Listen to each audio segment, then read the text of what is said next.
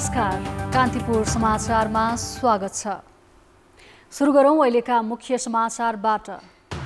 प्रतिवेदन फिर्ता लिने र माफी माग्ने ओलीको प्रस्ताव दाहालद्वारा अस्वीकार। सबै विवाद पार्टी कमिटीबाट टुङ्ग्याउनु पर्ने अडान। 300 भन्दा बढी स्थानीय तहमा एकै पटक शिलान्यास गरिएका अस्पताल निर्माणको खाकै छैन। ठेक्का प्रक्रियामा अलमल, कतिपयमा जग्गाकै टुङ्गो भएन। रोजगारीका लागि भारत जानेहरू सीमा नाकामा नेपाली एजेन्टबाटै ठगिए। गन्तव्यमा पुग्न अवैध शुल्क तिरेकाहरूको भारतीय बजारमा बिचल्ली। अमेरिकामा नयाँ नेतृत्वपछि जलवायु सम्बन्धी पेरिस सम्झौता सकारात्मक रूपमा अघि बढ्ने सङ्केत। चीनद्वारा कार्बन उत्सर्जनमा कटौती गर्ने प्रतिबद्धता। र ए डिभिजन लिग यो वर्ष नहुने एन्फा पदाधिकारी भन्छन्। महामारीका कारण लिग आयोजना गर्न नसकिने भयो।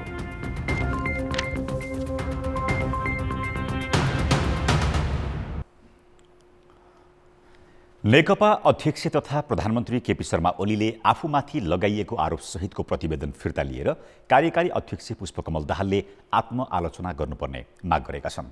तर दाहालले त्यसलाई अस्वीकार गर्दै प्रतिवेदनमाथि छलफलै गरेर विवाद समाधान गर्नुपर्ने अडान राखेका छन्। प्रधानमन्त्री निवास बालुवाटारमा आज बसेको नेकपा सचिवालय बैठकमा प्रतिवेदनकै विषयमा दुई अध्यक्षबीच चर्काचर्किने भएको छ। बैठक सुरु गर्दै कार्यकारी अध्यक्ष दाहालले प्रधानमन्त्री ओलीलाई बोल्न दिएका थिए। त्यही क्रममा ओलीले दाहालको प्रतिवेदन फिर्ता नलिए बैठक नै चल्न नदिने चेतावनी दिएका सचिवालयका एक वरिष्ठ सदस्यले कान्तिपुर समाचारलाई जानकारी दिए। ओलीले दुवै अध्यक्षले सचिवालयमा प्रस्तुत गरेका दस्तावेज थाती राखेर साझा प्रतिवेदनमा जानुपर्ने र दाहालले आत्मआलोचना गर्नुपर्ने प्रस्ताव राखेका थिए। ओलीको चेतावनीपछि सचिवालयका 7 सदस्यले बैठक अघि बढाउनु पर्ने भनेपछि आफ्ना धारणा राख्दै दाहालले प्रतिवेदन कुनै हालतमा फिर्ता नहुने अडान राखे। ओलीको प्रस्ताव अस्वीकार गर्दै दाहालले दुवै प्रतिवेदन पार्टी कमिटीका बैठकबाट टुङ्गो लगाउनु पर्ने बताएका थिए। दुवै अध्यक्ष आफ्नो अडानमा रहँदा बैठक भोलिसम्मका लागि स्थगित गरिएको छ। पार्टीको सङ्कट समाधानका सन्दर्भमा प्रस्तुत दुई प्रस्तावहरू अध्यक्ष कमरेड केपी शर्मा ओलीले प्रस्तुत गर्नुभएको प्रस्ताव र अध्यक्ष कमरेड प्रचण्डले प्रस्तुत गर्नुभएको प्रस्तावमाथि छलफल सुरुवात भएको छ। छलफल सकिएको छैन। छलफल बैठकमा औपचारिक रूपमा अगाडि बढाउने कार्यका साथसाथै अनौपचारिक छलफल अन्तर्क्रियाको क्रम पनि अगाडि बढाउनु उपयुक्त हुन्छ भन्ने बैठकले ठानेको छ। त्यस अन्तर्गत नेताहरूको बीचमा अनौपचारिक छलफल अन्तर्क्रिया र संवादका प्रक्रियाहरू पनि अगाडि बढाइनेछ र साथसाथै बैठकमा औपचारिक छलफलको प्रक्रिया पनि अगाडि बढाइनेछ। अध्यक्ष ओलीले कार्यकारी अध्यक्ष दाहालको दस्तावेजको जवाब दिँदै मङ्सिर 13 गते प्रतिवेदन पेश गरेका थिए। त्यसअघि दाहालले कार्तिक 28 गतेको बैठकमा ओलीले पार्टी पद्धति उल्लङ्घन गरेको आरोप लगाउँदै राजनैतिक प्रतिवेदन पेश गरेका थिए।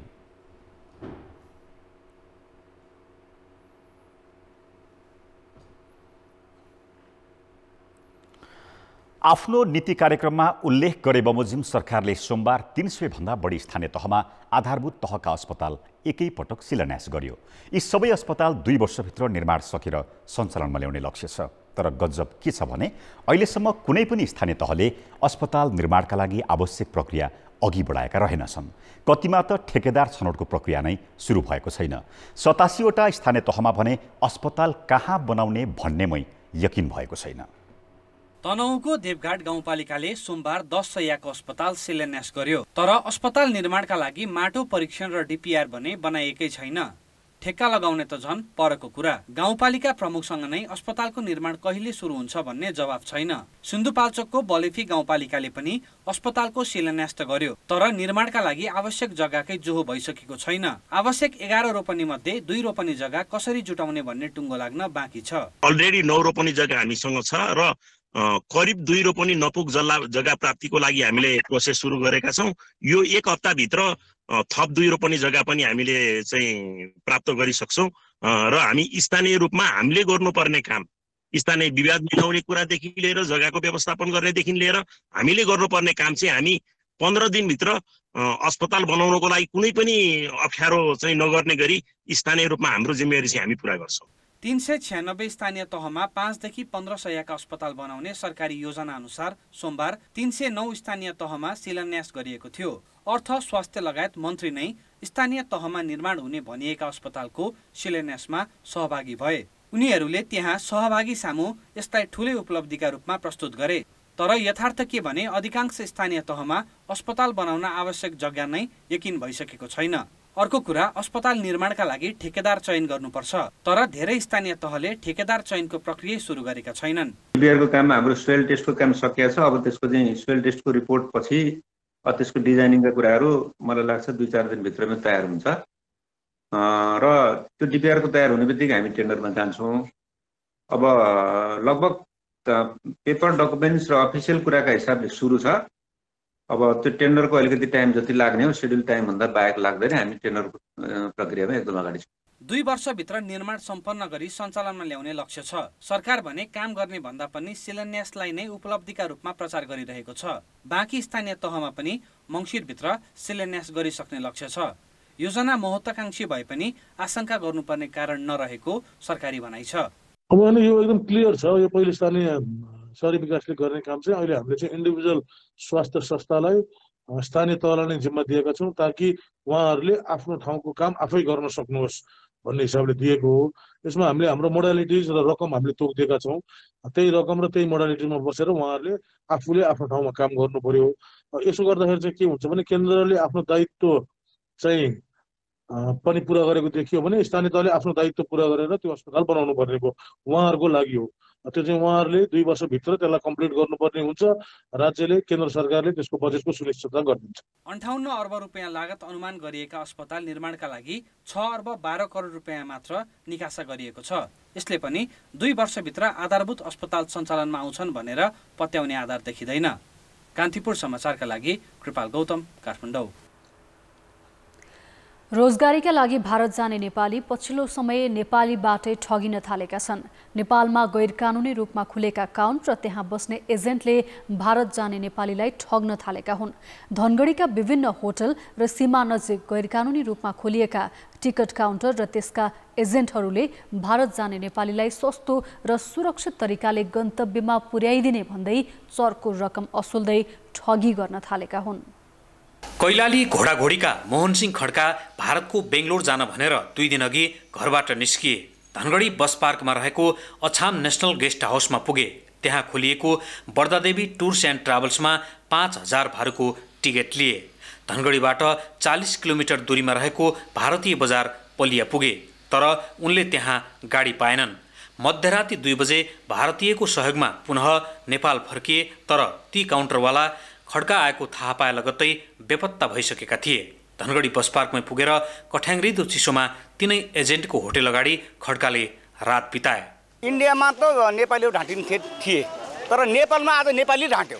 हेर्नुहोस्, तर यो यहाँको जिल्ला प्रशासन कार्यालय र यहाँको विधानसभा, यहाँको जिल्ला प्रशासन कार्यालयले यो चाहिँ कमसेकम यहाँको जनताको, हामी यो कैलालीकै बासिन्दा हौँ, कमसेकम यो केही पहल चाल दिनु पर्यो, यो न्याय दिलाउनु पर्यो भन्ने मेरो मान्यता छ। उनी त एउटा प्रतिनिधि पात्र मात्रै हुन्। उनीसँगै भारत जान भनी हिँडेका 130 जनाभन्दा बढीको यस्तै बिचल्ली भयो। धनगढी बस पार्कका विभिन्न होटेलमा गैर कानुनी रूपमा खुलेका यस्ता काउन्टर र एजेन्टले दिनहुँ जसो भारत जाने नेपाललाई ठगिरहेका छन्। सुरक्षित रूपमा खाना समेत खुवाएर गन्तव्यमा पुर्याइदिन्छु भन्ने, तर नेपाल कटाइसकेपछि उनीहरूले व्यवस्था गर्ने गर्दा नेपाली दिनहुँ ठगिरहेका छन्। 1 बजे राति हामी त्यो गौरीफन्टा नाकामा पुग्या हो। त्यहाँदेखि हिँड्दै हिँड्दै हामी यहाँ पुग्या हो। 2 बजे यहाँ पुग्यौँ। 2 बजेबाट नन स्टप बिहानसम्म हामी यस्तै बसेका छौँ। ऊ त आउनुपर्ने हो नि, सामने आएर ल यस्तो यस्तो भन्ने कुरा भनिदिनु पर्ने हो भने ऊ बेपत्ता छ भनेपछि त ठगेकै हो नि त। 2 बजे हामी यहाँ पुगेपछि फेरि कोही त आउँछ भन्ने एउटा आश थियो कि मनमा। ल उहाँ त कोही भएन स्टाफ, यहाँ त वर्दादेवीको स्टाफ होला भन्ने आश थियो। यहाँ आएपछि त्यसपछि हेर्छौँ त होटलमा पनि कोही छैन। मान्छे धेरै आधा घन्टा भयो ढोका ढकढका खोल्ने कुरो भने त्यसपछि एउटा भाउजू आएर ढोका खोल्नुभयो। न सुत्नको व्यवस्था थियो न केही थियो, किनकि फर्केको मान्छेलाई उहाँले के भन्नुहुन्थ्यो बस्न खाने व्यवस्था छ भन्ने एउटा आश्वासन दिन्थ्यो क्या उहाँले, त्यो पनि केही पनि देखिएन यहाँ। यसरी गैर कानुनी रूपमा खोलिएका काउन्टर बााउन्सरहरू प्रयोग गरेर दिनहुँ नेपालीलाई ठग्दा पनि न त बस समितिले चासो देखाएको छ न त स्थानीय प्रशासनले नै। यसरी ठगिएर फर्किएकाले प्रहरी प्रशासनमै पुगेर ठगी गर्नेमाथि कारबाही गरी आफ्नो रकम फिर्ता गर्न उजुरी दिएपछि भने प्रशासनले चासो देखाएको छ।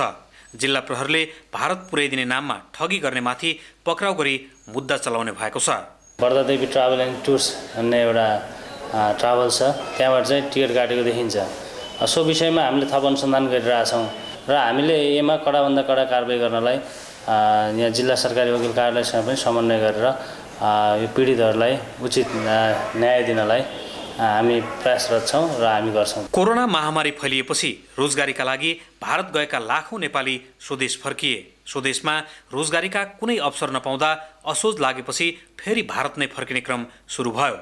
आउजाउ गर्दा भारतीयबाट ठाउँ ठाउँमा समस्या भोग्दै आएका नेपाली पछिल्लो समय नेपालीबाटै ठगिन थालेका छन्। यसरी गैर कानुनी धन्दा सञ्चालन गरी ठगी गर्ने काउन्टर तत्काल बन्द गरी तिनका सञ्चालक र एजेन्टलाई कारबाहीको दायरामा ल्याउन जरुरी छ। कान्तिपुर समाचारका लागि क्यामेरामा सुदीप थापाका साथमा टेकराज जोशी, धनगढी, कैलाली। प्रधानमन्त्री केपी शर्मा ओलीले विभिन्न मञ्च मार्फत विकास निर्माणका काम तीव्र गतिमा भइरहेको दावी गर्दै आए पनि तथ्याङ्क भने ठिक विपरीत छ। राष्ट्रिय गौरवकै आयोजनामा काम नहुने परम्परा सरकारले यस वर्ष पनि तोड्न सकेको छैन। चालु आर्थिक वर्ष 4.5 महिनामा ती आयोजनामा 10% भन्दा बढी पुँजीगत खर्च भएकै छैन। सरकारले 3 वर्षदेखि नीति तथा कार्यक्रम र बजेटमा मेलम्ची खानेपानी आयोजना चालु वर्षभित्रै सम्पन्न हुने उल्लेख गर्दै आए पनि परिणाम देखिन सकेको छैन। चालु आर्थिक वर्ष कुनै पनि शर्तमा सम्पन्न गर्ने घोषणासहित बहुप्रतीक्षित यो आयोजनामा यसपालि 10 अर्ब 76 करोड बजेट विनियोजित छ, तर काम नभएकाले 4.5 महिनामा पुँजीगत बजेट 4% अर्थात् 43 करोड 58 लाख मात्र खर्च भएको छ। त्यसैले यो वर्ष पनि आयोजना सम्पन्न हुन्छ भनेर विश्वास गर्ने आधार देखिँदैन। काठमाडौँ तराई मधेस फास्ट ट्र्याकको हालत पनि उस्तै छ। यो वर्ष 17 अर्ब 68 करोड मध्ये अहिलेसम्म 7% अर्थात् 1 अर्ब 24 करोड मात्र खर्च भएको छ। 8 अर्ब 79 लाख बजेट छुट्याइएको उत्तर दक्षिण राजमार्गमा 5% मात्र पुँजीगत खर्च हुन सकेको छ। राष्ट्रपति चुरे संरक्षण कार्यक्रमले त खर्च 2% पनि नगाउन सकेको छैन। राष्ट्रिय गौरवका आयोजनामा काम हुन नसकेको यी केही प्रतिनिधि उदाहरण मात्र हुन्। उच्च प्राथमिकता दिएका राष्ट्रिय आयोजनामै काम नहुनुबाट विकास र समृद्धिको रफ्तारलाई बुझ्न सकिन्छ। अब नीतिका कुरा, योजना तर्जुमाका कुरा, गृह कार्यका कुरा, त्यसको आयोजना व्यवस्थापनका कुरा, ती सबै कुराले एउटा चाहिँ संगति खोज्छ, एउटा निश्चित पद्धति खोज्छ राज्य व्यवस्थाभित्र। र यो के भइदिएको छ भने निकै पहिलेदेखि नै अब यो पूर्वाधार भन्ने बित्तिकै एउटा त्यहाँ बजेट हुन्छ। बजेट भएपछि हाम्रो जुन राजनीतिमा देखिएको भ्रष्टाचार चाहिँ जुन विसङ्गति हो त्यसले चाहिँ बिस्तारै यो चाहिँ सरकारी आयोजनाहरूलाई चाहिँ दस्दै गएको। यो पञ्चायतको तालपालामा पनि थियो, 46 सालपछि त अझै बढी भयो। राष्ट्रिय गौरवका आयोजनामा छुट्याइएको बजेट अनुसार काम भए नभएको अनुगमन पनि फितलो छ, न त काम नगर्नेमाथि कारबाही नै गरिएको छ। जवाफदेहिताको अभावले कर्मचारी संयन्त्रमा सकेसम्म जिम्मेवारी पन्छाउने र ढिलासुस्ती गर्ने प्रवृत्ति कायमै छ। अनुगमन प्रभावकारी नहुनुको कारणले र धेरै निकायहरू अनुगमन अथवा मूल्याङ्कनमा छन्, तर सबै बीच समन्वय नहुनु र सम्बन्धित आयोजनाको वास्तविक समस्या के हो त्यसमा नपुग्नु र प्रभावकारी काम गर्न नसक्ने ठेकेदारलाई कार्यान्वयन नहुनु र त्यसको जिम्मा लिएको अनुगमन गर्ने जिम्मेवार पदाधिकारीलाई पनि कार्यान्वयन नहुनु अथवा राम्रो काम गर्नेलाई पुरस्कृत नगर्नु नै मुख्य कारण हो जस्तो लाग्छ। विकास आयोजनामा देखिएका ढिलासुस्ती र लापरवाहीमा कर्मचारीलाई जिम्मेवार नबनाएसम्म खर्च नै नहुने र आयोजनाको अवधि लम्बिरहने समस्या कायमै रहनेछ। कान्तिपुर समाचारका लागि बाबुराम तिमिलसिना, काठमाडौँ। अब बाँकी समाचार। कोरोना भाइरस संक्रमणबाट पछिल्लो 24 घण्टामा 21 जनाको ज्यान गएको छ। तीमध्ये 15 जना काठमाडौँ उपत्यकाका हुन्। भाइरस संक्रमणका कारण मृत्यु हुनेको संख्या 1529 पुगेको छ। आज 1304 संक्रमित थपिएका छन्। तीमध्ये 530 जना उपत्यकाका हुन्। परीक्षण भने घटाइएको छ। सोमबारको तुलनामा आज 1300 कम अर्थात् 8500 नमुना परीक्षण गरिएको छ। अहिलेसम्म संक्रमितको संख्या 2,33,700 नाघेको छ। तीमध्ये निको हुनेको संख्या 2,16,600 छ। 2073 जना पछिल्लो 24 घण्टामा संक्रमण मुक्त भएका छन्। 16,600 संक्रमित मध्ये 11,000 घरमै रहेका छन्। 370 बिरामीको आइसियु र 63 जनाको भेन्टिलेटरमा उपचार भइरहेको छ। विश्वव्यापी प्रतीक्षा भइरहेको कोरोना विरुद्धको खोप नेपालले पनि कुल जनसङ्ख्याको 20% का लागि हुने गरी पहिलो चरणमै र त्यो पनि सहुलियत मूल्यमा पाउनेछ। तर खोप भण्डारण र ओसार पसारको उच्च क्षमतायुक्त प्रविधि नभएकाले पनि अहिले आकस्मिक प्रयोगका लागि तयार भएका भनिएका खोप छिट्टै आइपुग्ने सम्भावना कम छ। कोरोना विरुद्धको खोप परीक्षणमा अमेरिका, बेलायत, जर्मनी, चीन तथा रुसका औषधि उत्पादक कम्पनीहरू अन्तिम नतिजाको पर्खाइमा छन्, जसमा अमेरिकाको मोडर्ना र अमेरिकी जर्मन कम्पनी फाइजर तथा बायोएनटेकले प्रभावकारितामा 95% दावी गर्दै प्रमाणीकरणका लागि आवेदन समेत दिएका छन्। यदि ती खोप आपतकालीन प्रयोगका लागि प्रमाणीकरण गरिए भने कोभ्याक्स सुविधा अन्तर्गत नेपालले कुल जनसङ्ख्याको 20% अन्तर्राष्ट्रिय गठबन्धन द भ्याक्सिन अलायन्स गाभीबाट सहुलियत मूल्यमा पाउनेछ। तर उत्पादनको पहिलो चरणमै पाउन सक्ने यस्ता खोप भण्डारण र ढुवानी क्षमता भने हामीसँग छैन, किनभने प्रमाणीकरणको प्रक्रियामा गएका यी खोप -70 डिग्रीमा राख्नुपर्ने हुन्छ। होइन, हामीसँग ठुलै भण्डारणमै त्यो -80 डिग्रीमा राख्ने खालको हामीसँग त्यस्तो ठुलो क्षमता त छैन। त्यतिमा हामीले अरू कुनै पनि औषधि उपकरण खोपहरू त्यसरी राख्नुपर्ने हुँदैन। तर केही अस्पतालहरूमा ठुला खालका रेफ्रिजरेटरहरू हुन्छन् जसमा चाहिँ निकै कम तापक्रममा राख्नुपर्ने केही औषधिहरू हुन्छन्। ती राखिरहेका ठाउँहरूमा त्यो भनेको निकै कम प्रतिशत हो। हामीले अभियानकै रूपमा खोप त्यसरी प्रयोग गर्न सक्ने गरी ती भण्डारण क्षमतामा सबै अड्छन् भन्न खोजेको होइन। हाम्रो व्यवहारिक हिसाबले हाम्रो पहिलो प्राथमिकता भनेकै हामीले राख्न सक्ने खालको तापक्रमसँग मिल्ने खालकै लागि हो। हामीले त्यसका लागि समन्वय भइरहेका छौँ। स्वास्थ्य मन्त्रालयका अनुसार गाविले प्रमाणीकरण भएका खोप नै उपलब्ध गराउनेछ। त्यस्तोमा कुन भ्याक्सिन लिने भन्ने छनौट गर्ने सुविधा हुने छैन। यदि अहिले चर्चामा आए झैं फाइजर तथा बायोएनटेकले उत्पादन गरेका खोप नेपालले पाउने भयो भने भण्डारण र ओसार पसार क्षमताकै अभावमा सहुलियत खोप समेत ल्याउन सक्ने स्थिति छैन। यस्तोमा सामान्य रेफ्रिजरेटरमै राख्न मिल्ने बेलायतको अक्सफोर्ड विश्वविद्यालयले विकास गरेको खोप उपयोगी हुन सक्छ। -70 डिग्री सेन्टिग्रेडमा राख्ने जुन खोपहरू छन् त्यस्ता खोपहरू हामी जस्ता मुलुकहरूको लागि त्यति भण्डारणको हिसाबले त्यति उपयुक्त हुँदैन। अनि जस्तो -20 डिग्री सेन्टिग्रेड अथवा 2 देखि 8 डिग्री सेन्टिग्रेडमा राख्ने खोपहरू भयो भने नेपाल हामी जस्ता मुलुकका लागि त्यस्ता खोपहरू सहयोगी, सजिला र उपयुक्त हुन्छन्। खोपको प्रभावकारिताका लागि भण्डारण र ढुवानीमा चिस्यानलाई विशेष ध्यान दिनुपर्छ। त्यसैले कोरोना विरुद्धको खोपले मान्यता पाउन साथ नेपाल ल्याउने तयारीका लागि सरकारले विशेष पहल गर्नु आवश्यक छ। कान्तिपुर समाचारका लागि सुबिन्द्र श्रेष्ठ, काठमाडौँ। आज नेकपा सचिवालय बैठक 1 बजी धुम्बाराही स्थित पार्टी कार्यालयमा गर्ने तय गरिएको थियो। तर अन्तिम समयमा सुरक्षा थ्रेड भन्दै बैठक बालुवाटारमा सारियो। यद्यपि यसबारेको औपचारिक जानकारी भने गराइएको छैन। राजधानीभित्रै प्रधानमन्त्री जानै नसक्ने त्यस्तो सुरक्षा थ्रेड के छ त? सहकर्मी श्री पाण्डेले नेपाल प्रहरीका पूर्व अतिरिक्त महानिरीक्षक विज्ञानराज शर्मासँग सोधेकी छन्।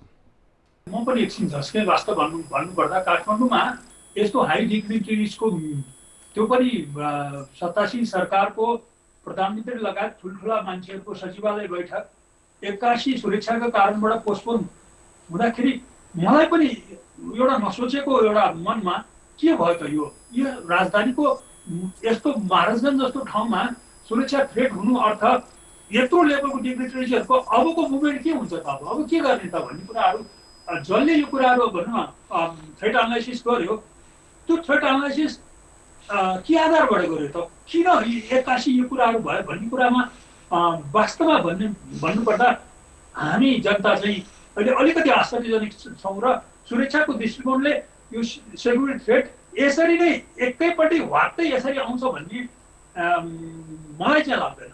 यो राजनीतिक जोड घटाउको दाउपेच सुरक्षा संवेदनशीलता जस्तो विषयमा गर्न मिल्छ। यो त आफ्नै सुरक्षा अङ्गप्रतिको अविश्वास भएन र? अब सुरक्षा थ्रेटको कारणबाट अलि बढी सुरक्षित ठाउँ बालुवाटारभित्र गर्दाखेरि बाहिरको सुरक्षा त्यति राम्रो रहन्छ भन्ने कुरा एउटा मेसेज गयो नि त। यसले त्यो सर्वसाधारणलाई चाहिँ एउटा गलत सन्देश जान्छ।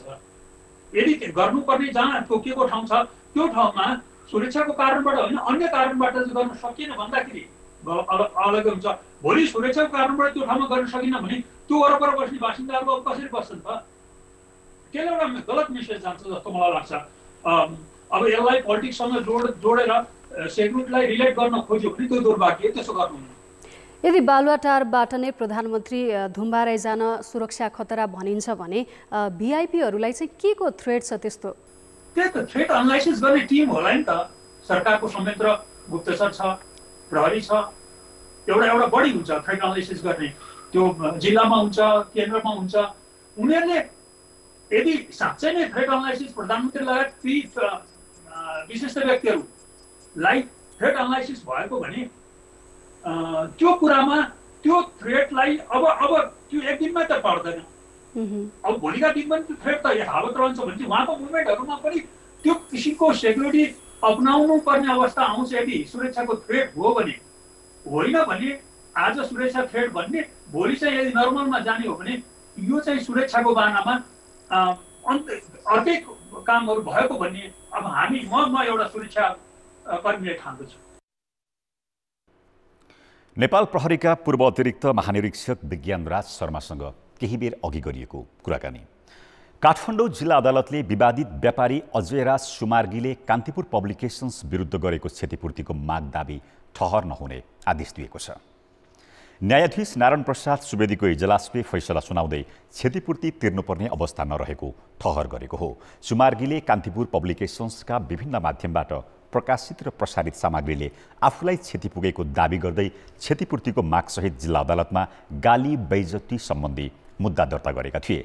उनले 2074 पुस 23 गते कान्तिपुरमा प्रकाशित प्रसारित समाचारले मानहानि भएको र आफ्ना उद्योगले नोक्सानी बेहोर्नु परेको भन्दै 25 लाख रुपियाँ क्षतिपूर्ति माग गरेका थिए। यो दाबीलाई जिल्ला अदालतले अस्वीकार गरिदिएको छ। सुमार्गीले स्रोत नखुलेको सम्पत्ति विदेशबाट नेपाल भित्र्याएको समाचार कान्तिपुर सहितका प्रकाशन मार्फत आएपछि उनी अदालत गएका थिए। उनले मुद्दामा कान्तिपुर पब्लिकेसन्सका अध्यक्ष कैलाश सिरोहिया, निर्देशक स्वस्तिका सिरोहिया तथा कान्तिपुर दैनिकका प्रधान सम्पादक सुधीर शर्मालाई विपक्षी बनाएका थिए।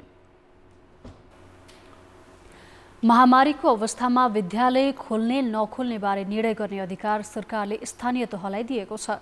कोरोना भाइरस संक्रमणको जोखिम नरहेका धेरै स्थानीय तहले तिहारपछि विद्यालय खोलेका छन्। काठमाडौँ उपत्यकाका विद्यालय भने कहिले सञ्चालनमा आउने हुन् यकिन छैन।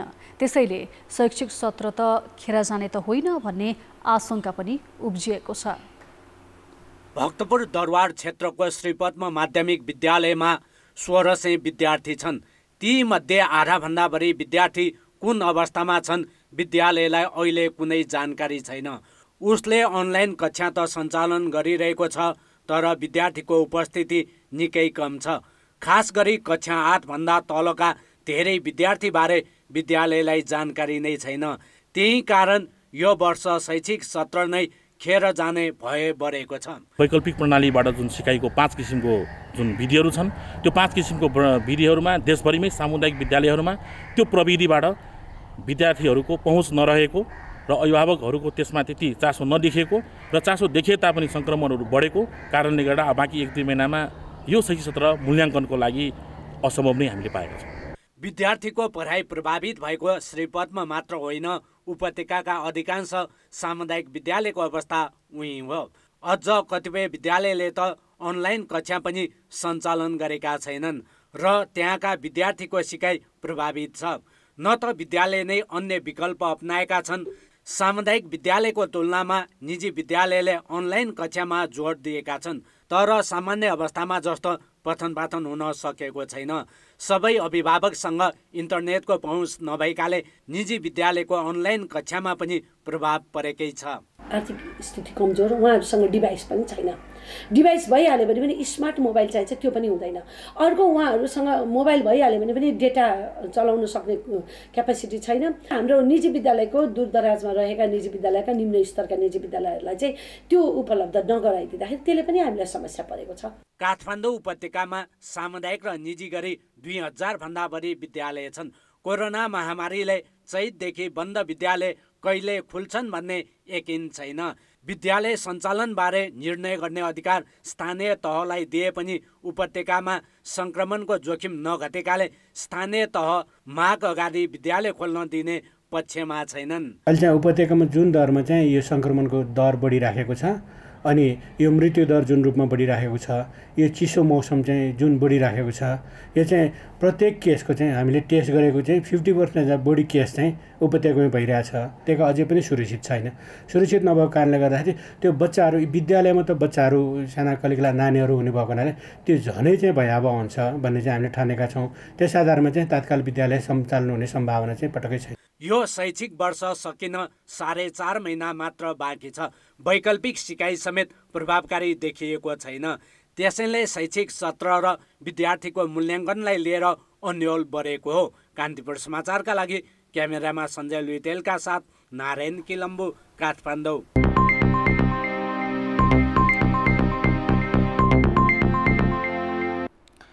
विवादित कम्पनी सैलुङ इन्टरप्राइजेसले रासायनिक मल आपूर्तिको तेस्रो ठेक्काको म्याद पनि गुजारेको छ।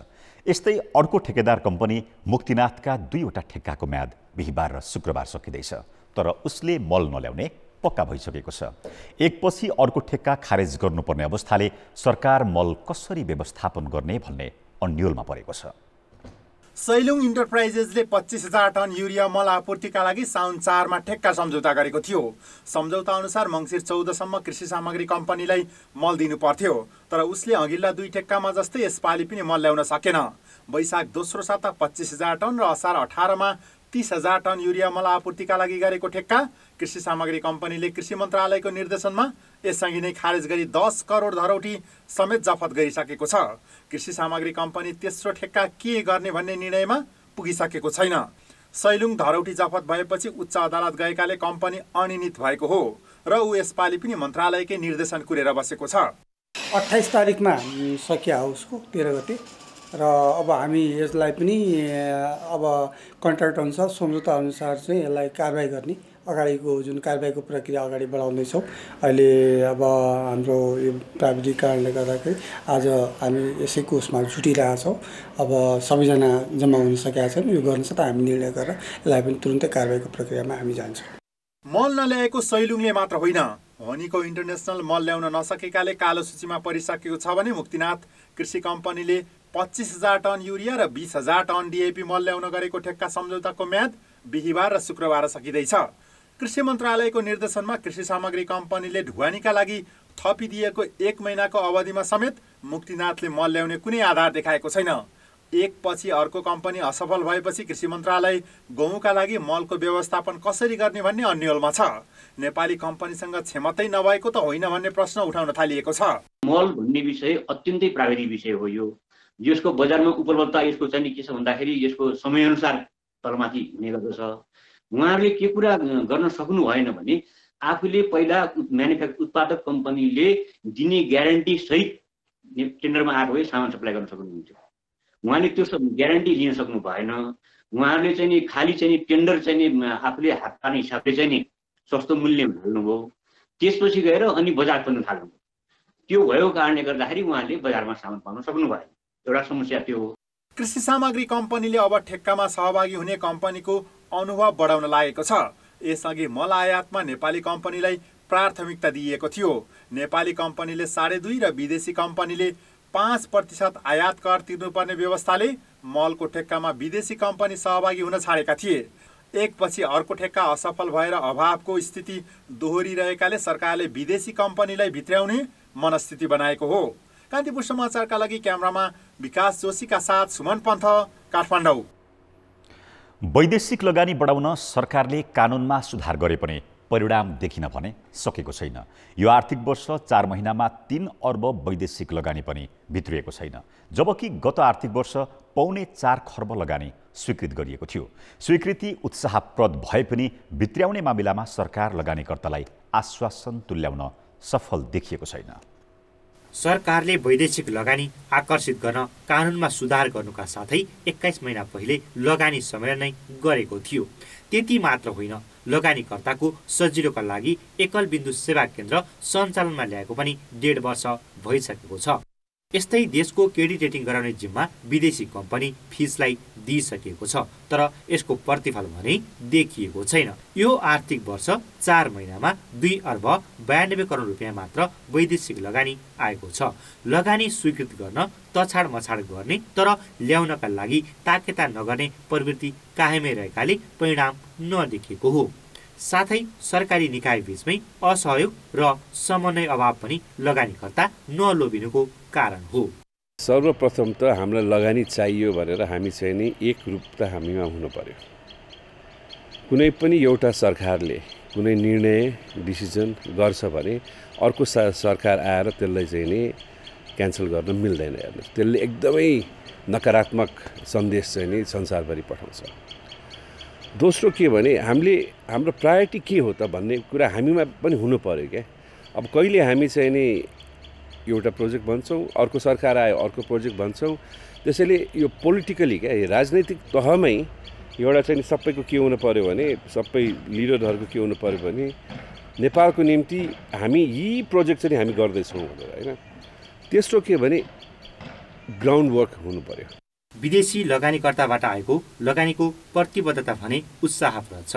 लगानी बोर्ड र उद्योग विभागले गत आर्थिक वर्ष 4.25 खर्बको लगानी स्वीकृत गरेका थिए। विदेशीले लगानीका लागि चासो नै नदिएका भने होइनन्। उद्योग विभागका अनुसार यो आर्थिक वर्ष कोरोना महामारीकै बीच 4 महिनामा गत वर्षको सोही अवधिको हाराहारीमा 19 अर्ब 66 करोड लगानीको प्रतिबद्धता आइसकेको छ। करिब 94वटा उद्योगमा 19 अर्ब 66 करोड 50 लाख एफडिआई को कमिटमेन्ट प्राप्त भएको छ र यसैलाई कम्पेरिजन गर्दा गत आर्थिक वर्ष 76-77 को त्यो पहिलो चौमासिकमा 115वटा उद्योगमा 19 अर्ब 24 करोड 48 लाख वैदेशिक प्रत्यक्ष वैदेशिक लगानी एफडिआई को कमिटमेन्ट आएको देखिन्छ। यसले हेर्दा गत वर्षको भन्दा आंशिक रूपमा मात्र यो वर्ष यो 4 महिनामा वृद्धि भएको देखिन्छ। सरकारलाई यो पटक महामारीको असर भनेर पन्छिने मौका त छ, तर लगानीको प्रतिबद्धता आउने स्वीकृत पनि हुने तर यथार्थमा नभित्रिने स्थितिले हामी कहाँ कहीँ न कहीँ समस्या छ भन्ने स्पष्ट पार्छ। त्यसैले लगानीकर्ताको मुख्य चासो र हाम्रो समस्या के हो भन्ने यकिन नगर्ने हो भने आर्थिक समृद्धिका लागि विदेशी लगानी बढाउने लक्ष्य कागजमै सीमित हुनेछ। कान्तिपुर समाचारका लागि क्यामेरामा हरिशरण तिमिल सिन्हाका साथ सुदिल पोखरेल, काठमाडौँ। 56 अङ्कको उतार चढाव 20 शेयर बजार मापन गर्ने नेप्से परिसूचक बढेर 2000 अङ्क कायम भएको छ। कारोबार सुरु भएको 15 मिनटमा 1966 अङ्कमा ओर्लिएको परिसूचक त्यसको 20 मिनटमा बढेर 2022 अङ्कमा पुगेको थियो। कारोबार अवधिभर उतार चढाव देखिएको परिसूचक अन्तिममा 3.3 अङ्कले बढेर 2000.4 अङ्क कायम भएको छ। जीवन बिमा, जलविद्युत, उत्पादनमूलक र अन्य समूहले बजार घट्न नदिएका हुन्। जीवन बिमा समूहको परिसूचक सबैभन्दा धेरै 217, अन्य समूहको 107, उत्पादनमूलक समूहको 100 र जलविद्युत समूहको 38 अङ्कले परिसूचक बढेको छ। ब्याङ्क समूहको परिसूचक भने 41 अङ्कले घटेको छ। विकास ब्याङ्क, व्यापार, होटल र निर्जीवन बिमा समूहको परिसूचक पनि ओह्रालो लागेको छ। बजारमा 7 अर्ब 40 करोड 41 लाख रुपियाँको सेयर किनबेच भएको छ। नेपाल पुनर्बिमा कम्पनीको सबैभन्दा धेरै 65 करोड 79 लाख रुपियाँको कारोबार भएको नेपाल स्टक एक्सचेन्जले जनाएको छ। अब जनमतको अन्तिम परिणाम। जनमतमा हिजो हाम्रो प्रश्न थियो, कोरोना बिमाको रकम भुक्तानी भइरहेको आल्टालाई के भन्नुहुन्छ? ए, बिमा कम्पनीको दावागिरी, बी, कारबाही नगर्दाको परिणाम र सी, प्रक्रियागत जटिलता। जनमतको अन्तिम परिणाम यस्तो छ, ए, बिमा कम्पनीको दावागिरीमा 48%, बी, कारबाही नगर्दाको परिणाममा 45% र सी प्रक्रियागत जटिलतामा मात्र 7%।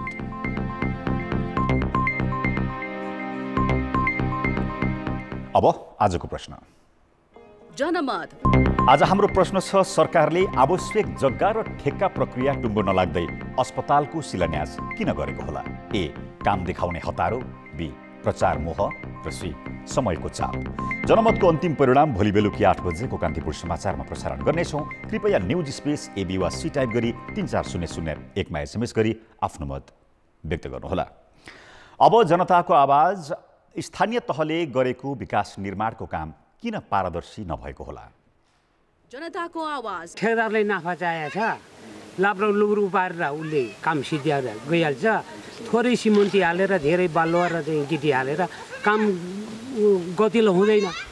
त्यो नभएपछि फेरि उसले काम पाइयो नि त। हेर्न आउने मान्छे पनि कोही पनि हुँदैन, स्कुल होस् बाटो होस् राम्रो काम हुँदैन। प्राविधिक स्ट्यामिना कमी हुनु र त्यहाँ भएको सामानको नि गुणस्तर नहुनु, अनुगमन फितलो भएको कारण राम्रो काम नभएको हो। चासो दिँदैन, चासो नदिएपछि ठेक्दारले अब म आफ्नो खुसीले बनाउँछु मन लाग्ने मान्छे चुनावमा चाहिँ बढी खर्च गर्छन्।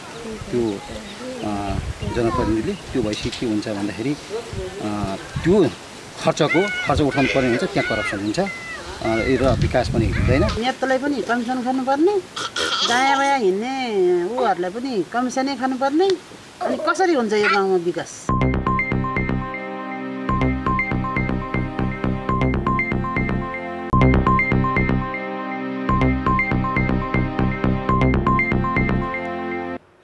नमस्कार, कान्तिपुर खेलकुद समाचारमा स्वागत छ।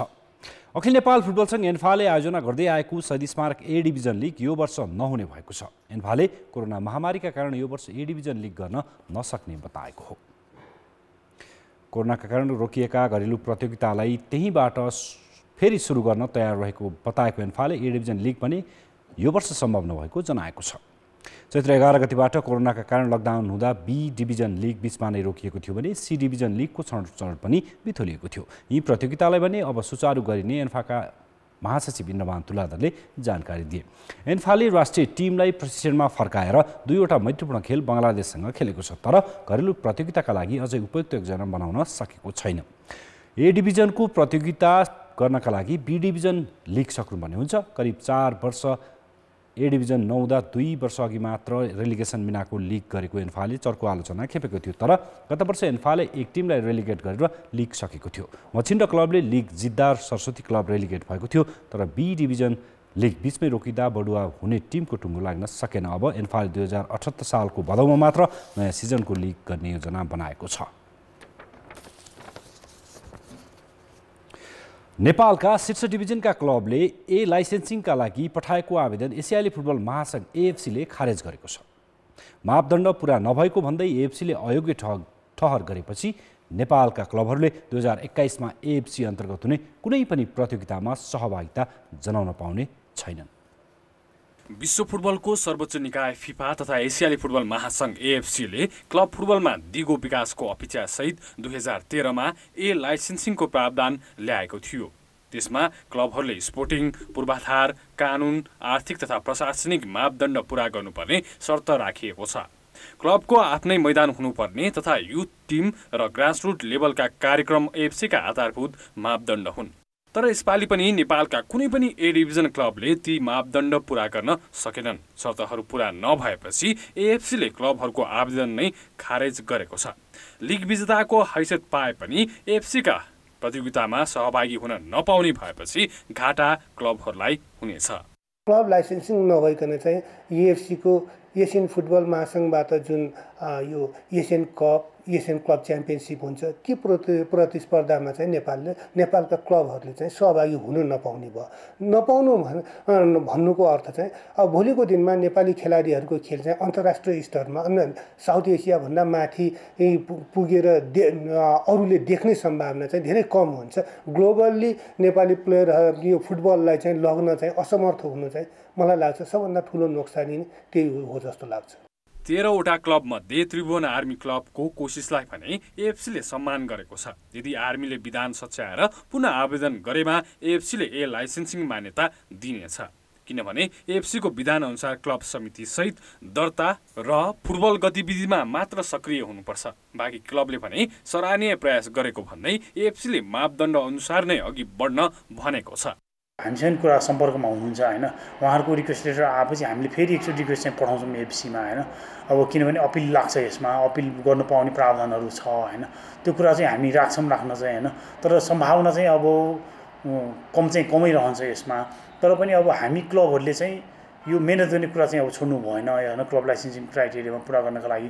किनभने अब यसमा यस्तो पेन्डेमिकको बेला फेरि अरू चान्सेसहरू पनि आउन सक्दछ हैन। पहिला पनि अब हामीले खेल्न नपाउने अवस्थामा पनि कुनै देशले फेरि क्लब लाइसेन्सिङ क्राइटेरिया पुरा नगरेर नेपालले फेरि मौका पाएको अवस्था थियो भनेपछि त्यो मौकाका लागि पनि हामीले चाहिँ आफ्नो तयारी चाहिँ निरन्तर गरिराख्नु चाहिँ जरुरी छ।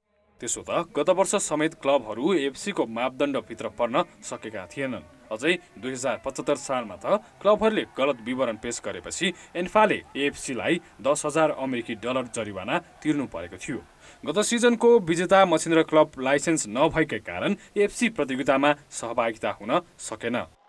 त्यसैले नेपाली क्लबहरूले एएफसीका प्रतियोगिता खेल्ने हो भने मापदण्ड पूरा गर्नेतर्फ ध्यान दिनैपर्छ। कान्तिपुर समाचारका लागि क्यामेरामा विनोद कोजुका साथ किशन भण्डारी, काठमाडौँ। कान्तिपुर खेलकुद समाचार अहिलेलाई यति नै। धन्यवाद रोशन। अब मौसम सम्बन्धी जानकारी।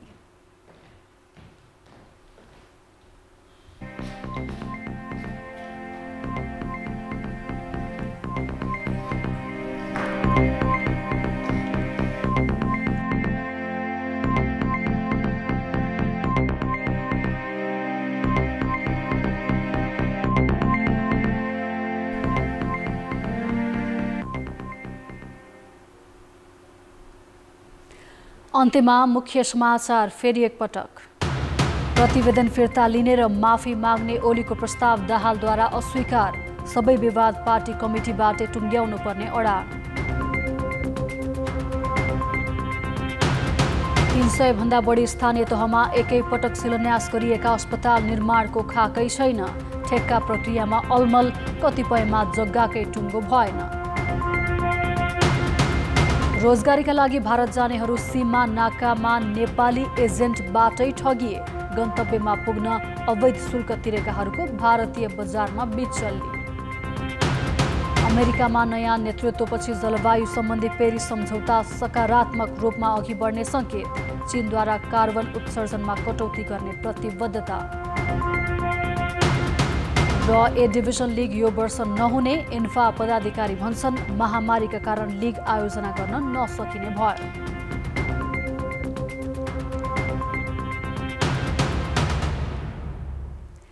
कान्तिपुर समाचार अहिलेलाई सकियो। कान्तिपुर टेलिभिजन हेर्दै गर्नुहोला। नमस्ते।